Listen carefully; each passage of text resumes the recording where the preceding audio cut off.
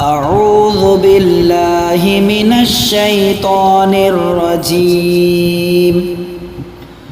بسم الله الرحمن الرحيم.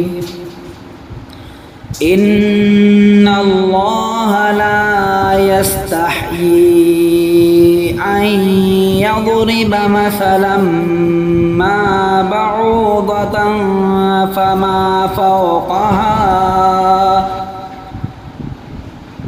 فأما الذين آمنوا فيعلمون أنه الحق من ربهم وأما الذين كفروا فيقولون ماذا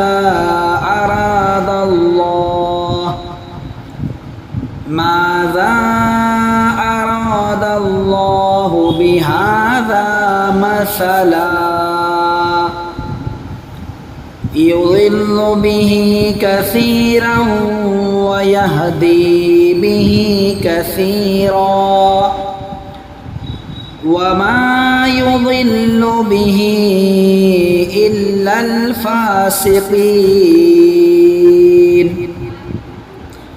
الذين ينقضون عهد الله من بعد ميثاقه ويقطعون ما أمر الله به أن يوصل ويفسدون في الأرض أولئك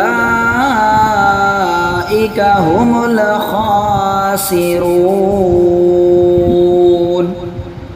صدق الله العظيم.